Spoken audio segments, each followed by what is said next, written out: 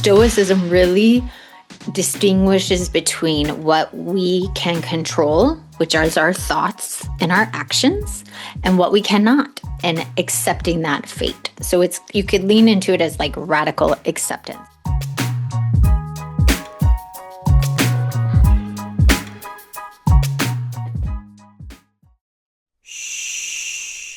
Welcome to the Secret Life Podcast. Tell me your secret. I'll tell you mine. Recovery doesn't end when the chaos stops. That's when the real work begins.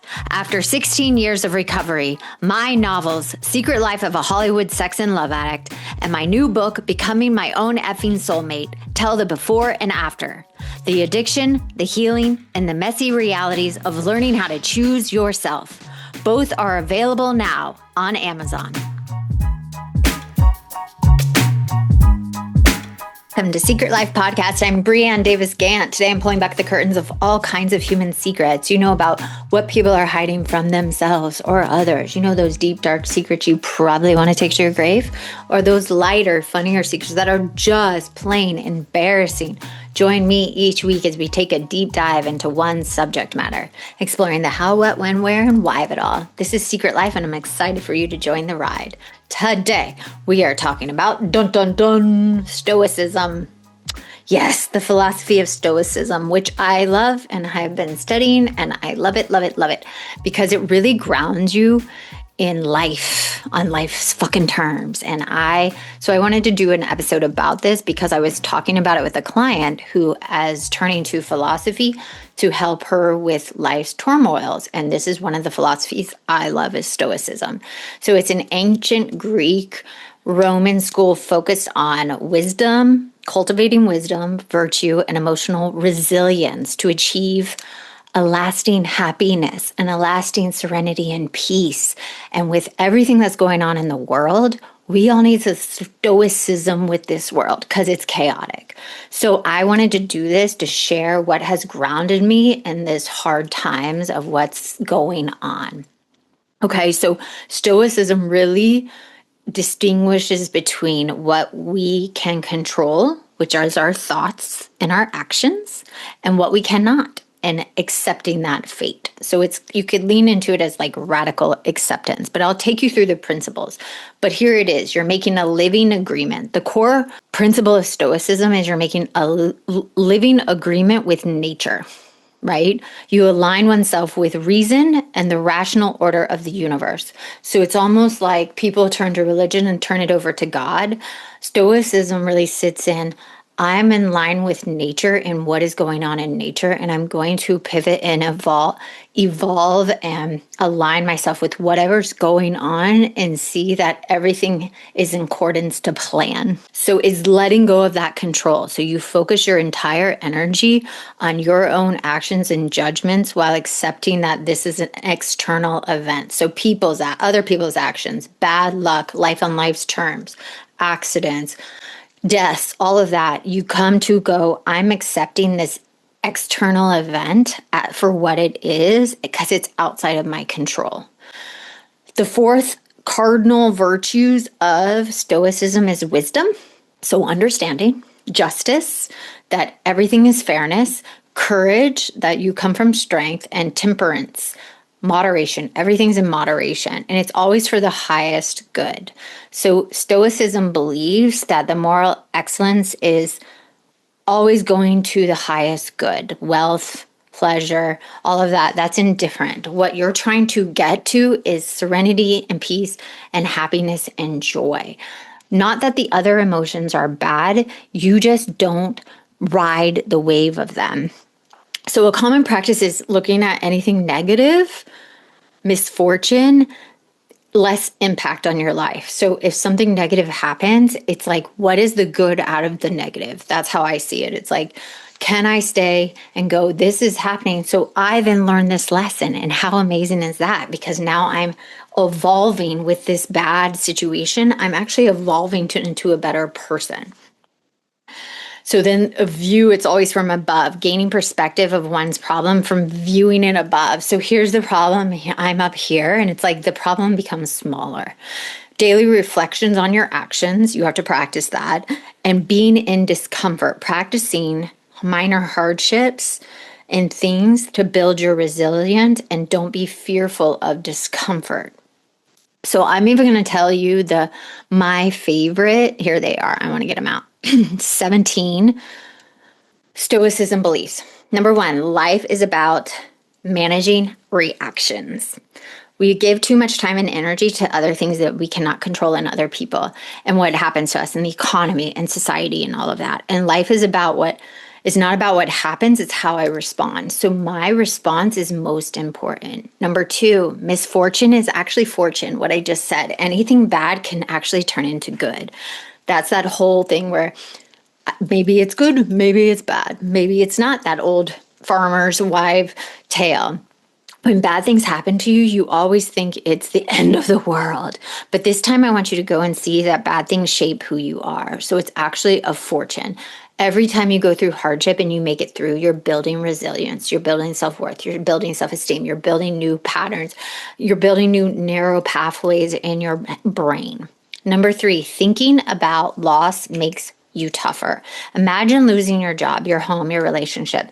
This makes you appreciate them more. So if you fucking hate your job, go to the place of, what if I lost my job? And then go through that like, oh, I missed this. I missed the income. I missed the health insurance. I missed the friends. I missed doing that thing I actually love doing on a Friday. And you start going like making yourself appreciate the hardships even more and don't take them for granted. Even your relationship, we all take relationships for granted. It's like there are hard things with communicating, but then I have to go, okay, our communication is hard, but what's the beauty of this relationship? If I lost it, what would I miss? 4, guard your mind vigorously. This one I love. Be mindful of what occupies your mind. Avoid gossip, social media garbage, negative influence, judgmental people that are negative. Cut down on social media is number 1 for Stoicism. You cannot ride the wave of the news or society, or it will rob you of your peace and serenity. So my favorite thing is loving everything that happens. That's the next one, number 5. Embrace each moment as good or not as good as bad, but that this is a new moment where I can find peace within. So it's always growing with peace within, and it makes you literally more resilient in life. Here's the next one. It's introvert principles. To gain wisdom, consider the opposite of common advice. Instead of chasing more money, think about how you can avoid going broke. Instead of chasing happiness and pleasure, avoid the things that make you feel worthless. So whatever you're wanting, do the opposite, like focus on the opposite thing. So if I want pleasure and happiness, I'm not going to go then make myself feel like shit eating a whole cake, hanging out with that negative person, watching the news. Do you get what I'm saying? So the next one is practicing a peaceful and balanced mind. Not related to like having apathy, but it's like, why am I feeling this way? Looking at your emotions and how they control your behavior. So feeling your emotions, but not letting them dictate your behavior. Next one, prepare for misfortunes, even when everything is going well. Mentally rehearse yourself all the time. Potential obstacles and misfortunes can come up, but it's how I handle them. So I'm not going to be in fear. I'm like, okay, this is good right now, but what if this happens? Okay, then I'll handle it like this, and then I'll show up like this. And knowing that even future tripping, you don't ride the fear of future tripping. Next one, don't make expectations on anyone. Being willing to apply your principles consistently in any situation where it isn't convenient and comfortable. If you decide to quit alcohol, don't use the excuse like, well, it's Saturday night. Or so-and-so's birthday. So once you make a commitment to yourself, honor that commitment, because what happens is a lot of people go into this feeling of, oh, I have been doing good now. I've been eating well. Oh, it's Sunday. I can binge everything I want to eat. Does that make sense? So you don't ride the waves of, oh, life is good. I'm going to now go blow it up. Live simply. That's a big one, to live fucking simply. Simplify your life. look what carries a lot of mental weight and emotional weight, too much stuff, material wealth, that can literally cloud your life. So practice being content with very few things. Live humbly is what they say. So even for me, like I haven't bought a new bag or shoes or anything. I can't even tell you in how long because I just don't fucking care. I want things I love in small amounts. I don't even go to TJ Maxx anymore. And if you knew me before, I love TJ Maxx. Number 7, always see everything in the right perspective. Take an objective view of yourself and your life. It provides clarity, perspective. It's stepping back and allowing yourself to see a bigger picture. So if everything feels daunting, step back and be like, is this going to matter in 5 years, in 1 year, in a month? Next, it's better to be reserved. All do X, but it's not up to me. Things like chance, luck, misfortune always comes as a factor, but things are out of your control. Remind yourself that all things are temporary when making plans or expectations. It's true with even investing. You invest, but you don't have control over what that actually outcome is and how much money you make. So it's better to be reserved, not to put all it on. It's luck, it's fortune. I have to make this much or I have to do this. And it's like, no, just step back. And it's like, I'm going to do the action, but that's not up to me what happens afterwards. Stay objective. Represent things to yourself as they are, not worse than they are. Stop saying this is the end of the world. Stop saying this is a horrible day. Stop saying I can't believe this is happening again. Strip away any unhelpful judgments or stories around a situation. View a situation without exaggerating it. So good for your mental health. Next, consider what your heroes would do. Look at the heroes, people in your life that have balance and that don't ride the waves of insanity and keep their cool.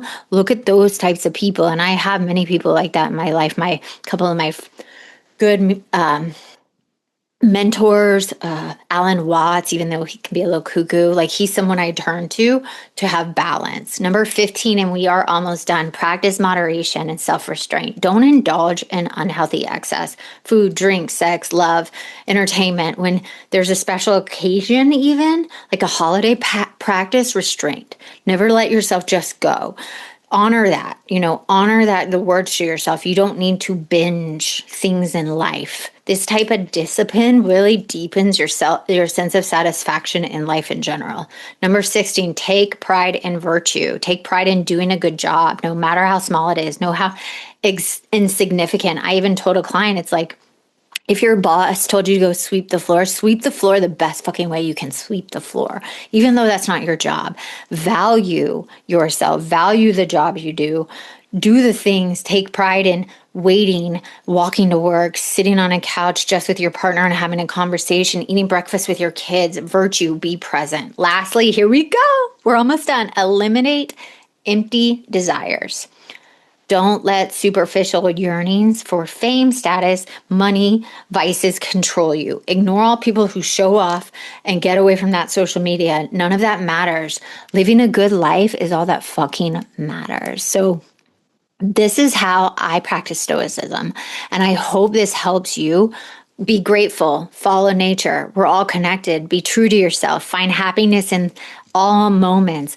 Face challenges with no judgment. Keep improving yourself and avoid laying into the bad emotions. Feel the feeling of it, but don't hold on to the emotion. Don't delay anger. Don't hold on to resentments.